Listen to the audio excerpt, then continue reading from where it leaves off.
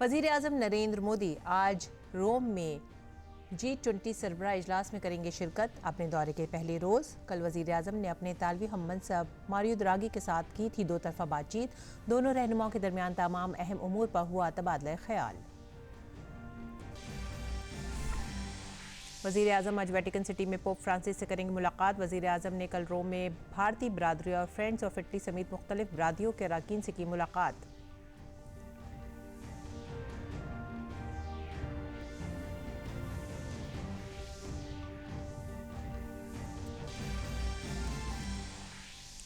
G20 सरबराह इजलास के लिए भारत के शेरपा पीयूष गोयल ने कहा, G20 ममालिक का कोविड-19 की जांच और वैक्सीन के दस्तावेज समेत सफरी दस्तावेजात की बाहिमी शिनाख्त पर भारत की तजावीज़ को मिली हिमायत।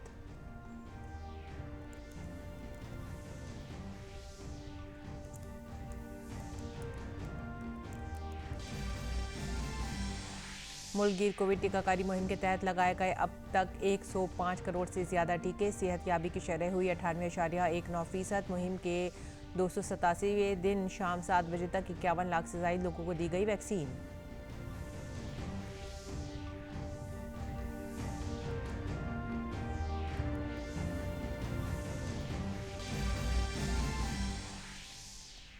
खेल की खबरों में पीवी सिंधु की फ्रेंच ओपन के सेमीफाइनल में रिसाई। आखिरी 4 के मुकाबले में आज जापान की सायका ताकाहाशी से होगा सामना।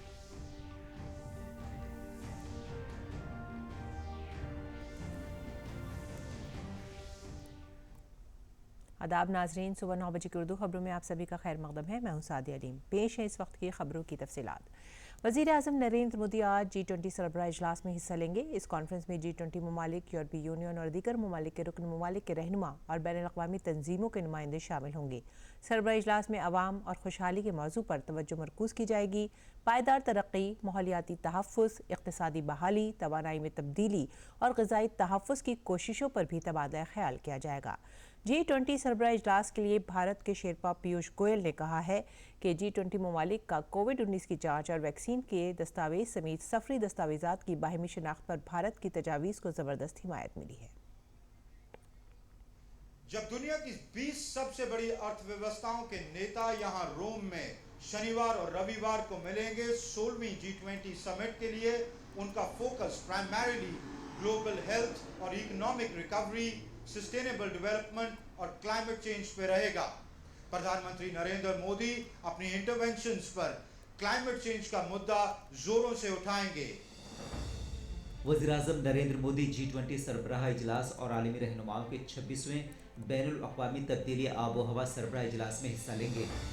दौरे के पहले मरहले में वज़ीर-ए-आज़म नरेंद्र मोदी इटली के वज़ीर-ए-आज़म मारियो द्रागी की दावत पर रोम में 30 से 31 अक्टूबर तक G20 सरबराह इजलास में शामिल होंगे। सरबराह इजलास में G20 ममालिक, यूरोपीय यूनियन और दीगर मदू मुल्कों के रहनुमा और बैनुल-अक़वामी तंजीमों के नुमाइंदे शामिल होंगे। दुनिया की 20 बड़ी इक़्तिसादी ताकतों के इस प्लेटफॉर्म पर इस बार का फोकस कोरोना के बाद इक़्तिसादी रिकवरी पर रहने वाला है। Italy's theme for its presidency is People, Planet, Prosperity. It's actually comes from the 2030 UN Agenda for Sustainable Development. There are 5 P's here, but Italy has chosen to retain the 3 P's as being the theme for the G20 summit. And the focus of Italy is on recovery from the pandemic and strengthening global health governance, economic recovery and resilience, climate change and energy transition, and sustainable development and food security. वज़ीर-ए-आज़म के तौर पर PM Modi की 8वीं G20 सरबराह meeting होगी। इससे पहले PM Modi 7 बार इस कॉन्फ्रेंस में भारत की नुमाइंदगी कर चुके हैं। भारत G20 तंजीम का बानी रुकन रहा है और हमेशा से तरक्की पजीर मुल्कों के मसाइल की मजबूती के साथ आवाज़ उठाता रहा है। खारजा सेक्रेटरी ने कहा कि भारत ग्लोबल गवर्नेंस में इस्लाह से लेकर आलमी इदारों में रिफॉर्म का हामी रहा है। कोरोना के वक्त भारत के जरिए की गई कोशिशों का जिक्र करते हुए खारजा सेक्रेटरी ने कहा कि भारत G20 के प्लेटफॉर्म पर ग्लोबल हेल्थ गवर्नेंस जैसे मसाइल को तरजीह के साथ रखेगा। Coming summit will be on economic and health recovery, climate change and sustainable development. We are now close to the second year of our dealing with the pandemic. Obviously, the devastation it has caused cannot be overstated. It is therefore not surprising that the Italian presidency has kept its focus on recovery and of course economic and health recovery both. They have already set the stage for an ambitious agenda on global health governance with a parallel focus on recovery from the ongoing crisis and preparing for the future health crises that may emerge. खारजा secretary ने कहा कि tax चोरी के मसले को लेकर climate change तक के मसले पर G20 में गौर खोज होगा। भारत इस प्लेटफॉर्म के जरिए से मुल्कों के बीच वैक्सीन की ऑथेंटिसिटी की इजाज़त की बुनियाद पर इत्तेफाक राय बनाने की कोशिश करेगा ताकि लोगों को बैनुल-अक़वामी दौरे करने में आसानी हो। There is unanimity in the G20 on building back from the pandemic by focusing on job creation, skill development, and I think this is an important part of the overall discussions and the agenda that will be there. Women's empowerment, increased participation in women's workforce, also for international travel. I think that is an important point. Resumption of international travel through mutual recognition of national vaccine documents. This has been our proposal, and there is strong support within emerging market economies in the group in this regard.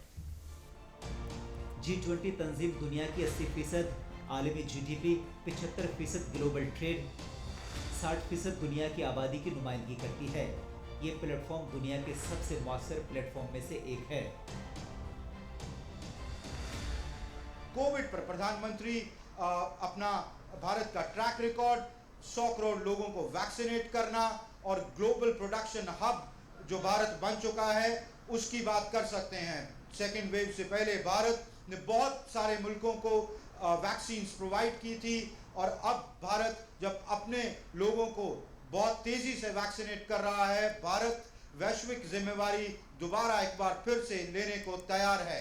Cameraman Rakesh Kumar और मेरे सहयोगी प्रदीप गल्होत्रा के साथ Amritpal Singh, DD news, रोम, Italy.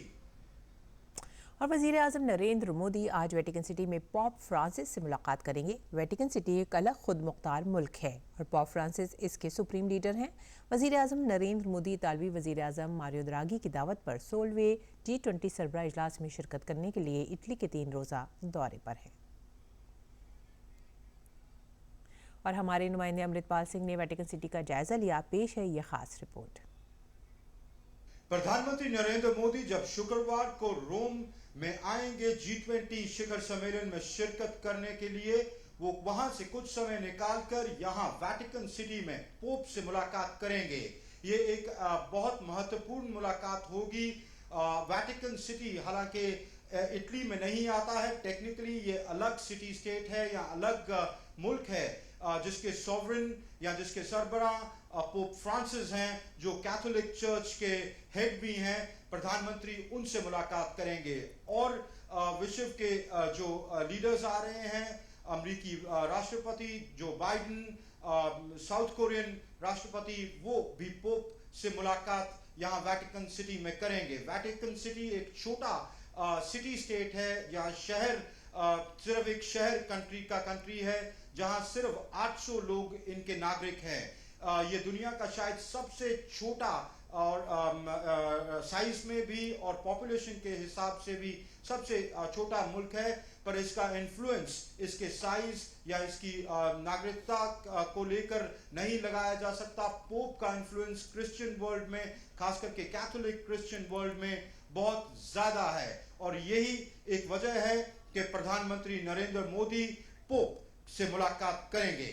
Cameraman Rakesh Kumar के साथ Amritpal Singh, DD news, Vatican city. वज़ीर आज़म नरेंद्र मोदी का Italy के दारुल हुकूमत रोम में रस्मी इस्तकबाल किया गया। इस्तकबालिया के दौरान वज़ीर आज़म मोदी ने गार्ड ऑफ ऑनर का मुआयना किया। इस दौरान इतालवी वज़ीर आज़म मारियो द्रागी भी मौजूद थे।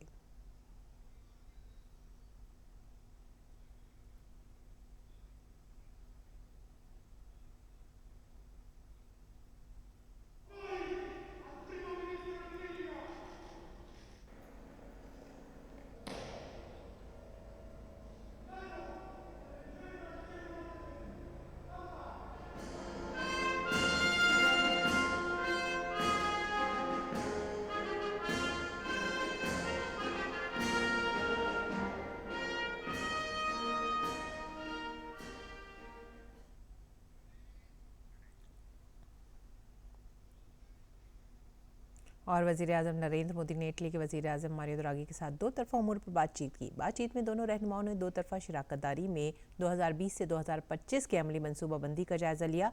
इसके अलावा तिजारत और सरमायाकारी की मनसूबाबंदी के ताल्लुकात को मज़ीद वसअत देने के लिए अज़्म का इयादा किया। साथ ही दोनों लीडरों ने आबो हवा में तब्दीली के खिलाफ जारी जंग में बाहिमी ताउन का अहद किया।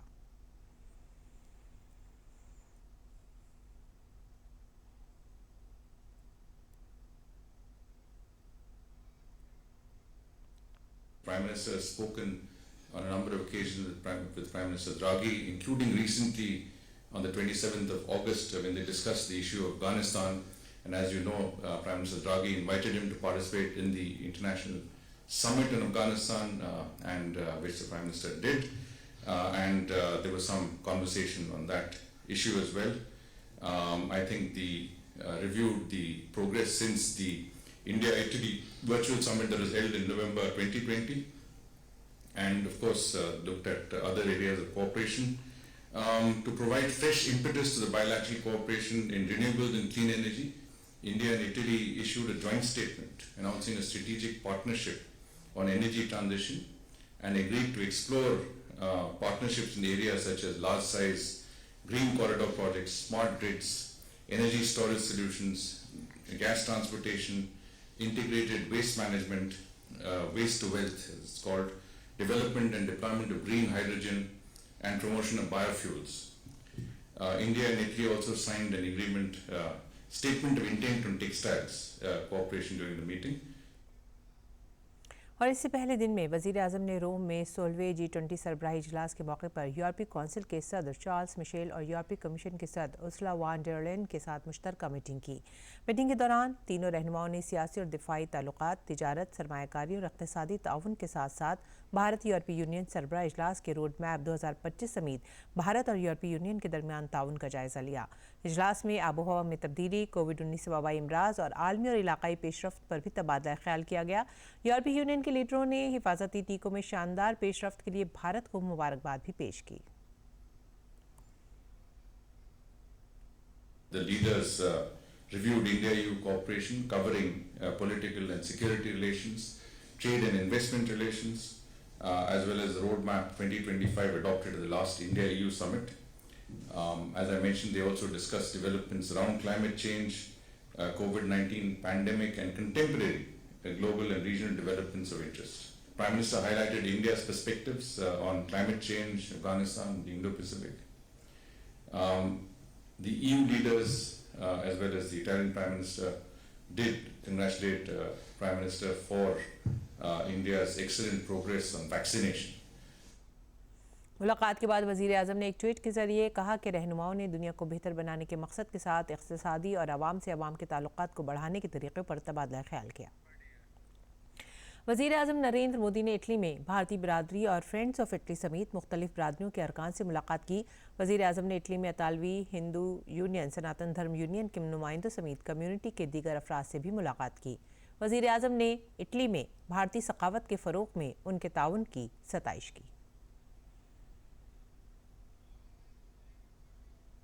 To meet the Prime Minister, it was a great honor for us, Hindu in Italian, minority in Italian. I think that the culture of India is a treasure for the humanity because it is a culture of ancient time since now for the whole human being. And it's a culture of non-violence, ahimsa, of harmony and respect for the nature and the environment since the beginning of this culture. So it's a culture for the welfare of human being. वज़ीर-ए-आज़म नरेंद्र मोदी ने Italian congregation for Krishna consciousness के अरकान से भी मुलाकात की और उनसे बातचीत की। वज़ीर-ए-आज़म ने इटली में भगवद गीता के पैगामात को फैलाने समेत कई समाजी सरगर्मियों उनके ताउन की सताइश की।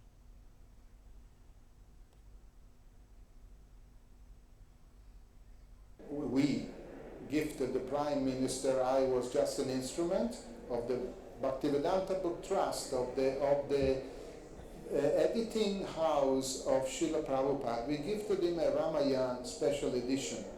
Prime Minister Modi loves books. In India, in Delhi, We had this unveiling of the astounding Bhagavad Gita. When I brought it to India, he came and he was amazed, enlightened and ecstatic. वज़ीर आज़म ने Italy की यूनिवर्सिटियों के भारतीय उमूर और संस्कृत के माहिरीन से भी मुलाकात की और भारतीय सकाफ़त, अदब और योगा और आयुर्वेद में उनकी दिलचस्पी की तारीफ़ की। उन्होंने भारत और इटली के दरमियान ताल्लुकात को मजबूत बनाने में उनके किरदार की सिताइश की।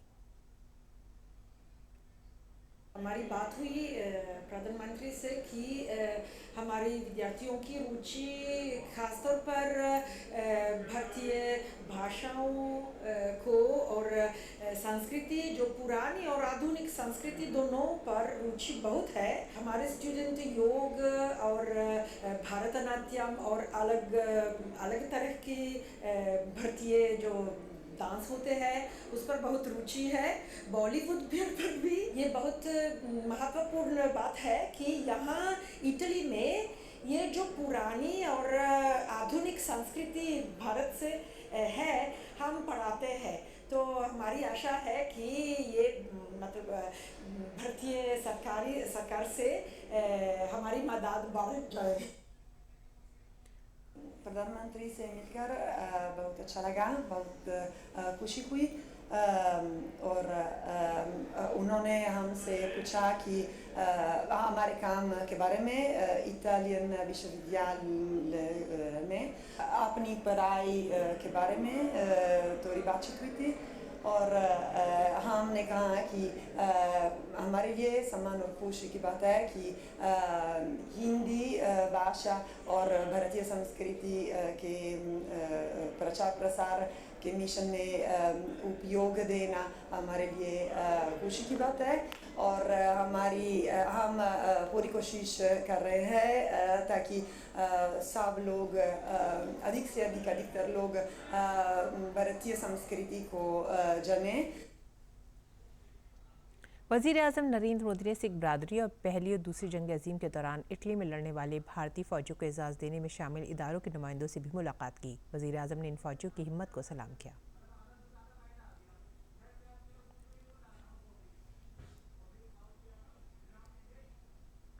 मैं ਤੁਹਾਨੂੰ ਕੀ ਦੱਸਾਂ ਜੀ, ਪਹਿਲੀ ਮੁਲਾਕਾਤ ਸੀ ਸਾਡੀ, ਇੰਡੀਅਨ ਸਿੱਖ ਕਮਿਊਨਿਟੀ ਦੇ ਲੀਡਰ ਮਿਲੇ ਔਰ ਐਦਾਂ ਸਾਨੂੰ ਮਿਲ ਕੇ ਗਏ ਸਰ ਜਿੱਦਾਂ ਕਿ ਪਰਿਵਾਰਕ ਮੈਂਬਰ ਸੀ। ਜੋ ਲੋਕ ਕਹਿੰਦੇ ਆ ਉਹ ਬਿਲਕੁਲ ਗਲਤ ਹੈ। ਅਸੀਂ ਜੋ ਦੇਖਿਆ ਇੱਕ ਪਰਿਵਾਰ ਦੇ ਮੈਂਬਰਾਂ ਵਾਂਗੂ ਸਾਡੇ ਪਰਿਵਾਰ ਦੇ ਜੀਆਂ ਦਾ ਇਟਲੀ ਦੀ ਸਿੱਖ ਕਮਿਊਨਿਟੀ ਬਾਰੇ ਕੱਲੇ ਉਹਨਾਂ ਨੇ ਪ੍ਰੋਵਿੰਚੇ ਬਾਰੇ ਪੁੱਛਿਆ, ਕਿਸ ਤਰ੍ਹਾਂ ਸਿੱਖ ਕਮਿਊਨਿਟੀ ਰਹਿ ਰਹੀ ਹੈ, ਕਿੰਨੀ ਕਮਿਊਨਿਟੀ ਹੈ ਇੱਥੇ ਔਰ ਸਾਨੂੰ ਉਹਨਾਂ ਭਰੋਸਾ ਵੀ ਦਿੱਤਾ ਹੈ ਕਿ ਜੇ ਕੋਈ ਪ੍ਰੋਬਲਮ ਹੈ ਤੇ ਦੱਸੋ। तो ਅਸੀਂ ਆਪਣੀਆਂ ਕੁਝ ਵਿਚਾਰਾਂ ਦੱਸੀਆਂ ਔਰ ਬੜੇ ਖੁਸ਼ ਸੀ। ਅਸੀਂ ਚਾਹੁੰਦੇ ਹਾਂ ਅੱਗੇ ਤੋਂ ਵੀ ਆਉਂਦੇ ਜਾਂਦੇ ਰਹਿਣ। नरेंद्र मोदी जी जिंदाबाद। वज़ीर आज़म नरेंद्र मोदी ने अपने रोम के दौरे के पहले दिन कल बाबा कौम महात्मा गांधी के मुजस्मे पर गुलहाए अक़ीदत नज़र किए। वज़ीर आज़म ने अपने बैरूनी ममालिक के दौरे के दौरान गांधी जी को ज़रूर याद किया है।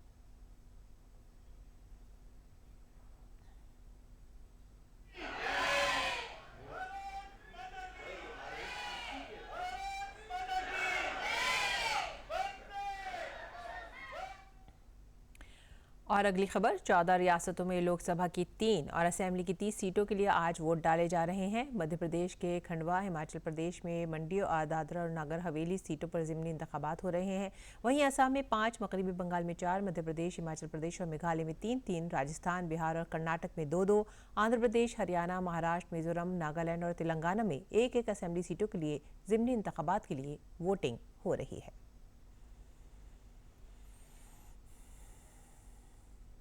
और अब बात करेंगे कोरोना के खिलाफ टीकाकारी मुहिम की। कोरोना के खिलाफ जंग में मुल्क में बड़े पैमाने पर टीकाकारी मुहिम जारी है। कोविड वबाई अमराज के खिलाफ सबसे मौसर हथियार के तौर पर शुरू की गई वैक्सीनेशन मुहिम के तहत मुल्क में अब तक 105 करोड़ से ज़्यादा वैक्सीन की खुराकें दी जा चुकी हैं।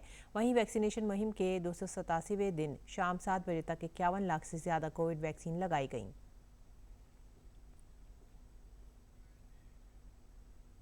मरकज़ी वज़ीर डॉक्टर एल मुरुगन ने कहा है कि मरकज़ी हुकूमत लक्षद्वीप में माहीगीरी के शोबे को मजबूत बनाने के लिए काम कर रही है।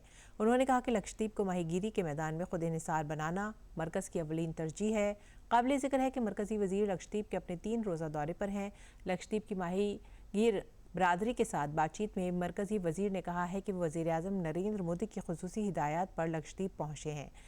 मरकज़ी वज़ीर ने यकीन दहानी कराई कि पाबंदी की मुद्दत के दौरान मुतासरा माहीगीरों की मदद के लिए माहीगीर बरादरी के लिए मानसून की फलाही स्कीमों को मजबूत किया जाएगा। मरकज़ी वज़ीर डॉक्टर एल मुरुगन ने गाती जजीरे में मुख्तलिफ माहीगीरों को स्कीम के तहत फ़वाइद तकसीम करते हुए कहा कि प्रधानमंत्री मत्स्य संपदा योजना जज़ाइर में समुद्री प्रोसेसिंग और वैल्यू एडिशन के बुनियादी ढांचे में नुमाया इस्लाहत की जा सकती हैं।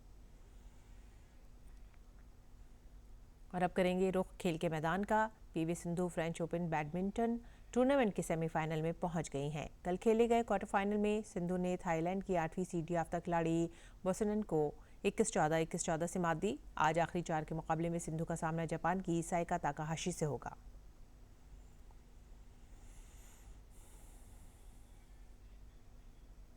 और T20 क्रिकेट आलमी कप में आज खेले जाने वाले पहले मैच में जनूबी अफ्रीका का मुकाबला श्रीलंका से होगा। जनूबी अफ्रीका का श्रीलंका के खिलाफ गुज़िश्ता 2 सालों में रिकॉर्ड शानदार रहा है। सितंबर में अफ्रीकी टीम ने श्रीलंका को 3 मैचों की T20 सीरीज में 3-0 से शिकस्त दी थी। दूसरे मैच में ऑस्ट्रेलिया और इंग्लैंड की टीमें आमने सामने होंगी। इस मैच में जीत दोनों टीमों को जीत की हैट्रिक देगी और सेमीफाइनल के करीब ले जाएगी। इस मुकाबले में इंग्लैंड का अब तक का सबसे मुश्किल टेस्ट होगा। T20 क्रिकेट आलमी कप में जुमे को हुए एक दिलचस्प मुकाबले में वेस्ट इंडीज़ ने बांग्लादेश को 3 रन से शिकस्त देते हुए मुकाबले में अपनी शानदार जीत दर्ज की। सुपर 12 के मुकाबले में बांग्लादेश को तीसरी मरतबा शिकस्त का सामना करना पड़ा। बांग्लादेश ने टॉस जीतकर पहले गेंदबाजी का फैसला किया। वेस्ट इंडीज़ ने 20 ओवर में 7 विकेट के नुकसान पर 142 रन बनाए। 143 रन के जवाब में बांग्लादेश मुकर्ररा 20 ओवर में 5 विकेट के नुकसान पर 139 रन ही बना सका। T20 आलमी कप में जुमे को खेले गए दूसरे मैच के दौरान पाकिस्तान ने अफगानिस्तान को 5 विकेटों से शिकस्त दी। अफगानिस्तान ने टॉस जीतकर पहले बल्लेबाजी का फैसला किया। अफगानिस्तान ने मुकर्ररा 20 ओवर में 6 विकेटों के नुकसान पर 147 रन बनाए। पाकिस्तान ने 148 रन का हदफ 6 गेंद बाकी रहते हुए 5 विकेटों के नुकसान पर हासिल कर लिया।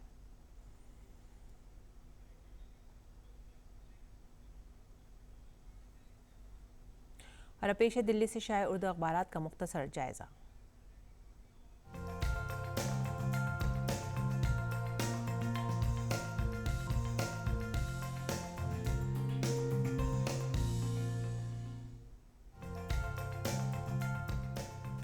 नाज़रीन, उर्दू अखबारात के मुख्तसर से जायज़े में जो सबसे पहली ख़बर हमने ली है वो ख़बर है रोज़नामा राष्ट्रीय सहारा से, और ये ख़बर है आर्यान ख़ान से मुतालिक। आर्यान ख़ान की मन्नत में वापसी। आज उनको ज़मानत मिल गई है और आज वो अपने वालिदैन से मिलेंगे। अगली खबर जो हमने ली है वो भी है रोज़नामा राष्ट्रीय सहारा से ही। राष्ट्रीय सहारा ने जो अपनी अगली सुर्खी बनाई है वो है लोकसभा की 3 और असेंबली की 29 सीटों के लिए आज वोटिंग होंगी। ज़िमनी इंतखाबात हो रहे हैं इन सीटों पर। तीसरी खबर भी रोज़नामा राष्ट्रीय सहारा से है और ये एक आलमी खबर है। समाजी राब्तों के प्लेटफॉर्म फेसबुक ने अपना नाम बदलकर मेटा किया है। मेटा के नाम से अब फेसबुक को जाना जाएगा पूरी दुनिया में, और ये आगे किस तरह से अपनी कामयाबी तय करेगा, ये किस तरह से तरक्की की राह पर गामज़न होगा। फेसबुक काफ़ी पॉपुलर है लोगों में, अब मेटा के नाम से किस तरह से लोगों में ये अपना असर डालेगा ये देखने वाली बात होगी। अगली खबर जो ली गई है वो है इनकलाब से। ये खबर है उत्तर प्रदेश में माफिया अब दूरबीन से भी नज़र नहीं आता। अमित शाह मरकज़ी वज़ीर दाखिला ने ये बयान दिया और साथ ही साथ अपील की है कि 2024 के लिए पूरी तरह से बीजेपी कारकुनान कमर कस लें, तैयार हो जाएं और उत्तर प्रदेश में वो बीजेपी के हक़ में 300 सीटें लाने की कोशिश करें। अगली खबर जो ली है वो है अखबार मशरिक़ से। अखबार मशरिक़ ने जो अपनी अगली खबर बनाई है वो सुर्खी है शशिकांत दास दोबारा 3 साल के लिए RBI के गवर्नर मुंतखब। तो नाज़रीन, ये थी आज की सुर्खियाँ अखबारात से, और अब नज़र डालेंगे मौसम के मिजाज पर। मौसम का मिजाज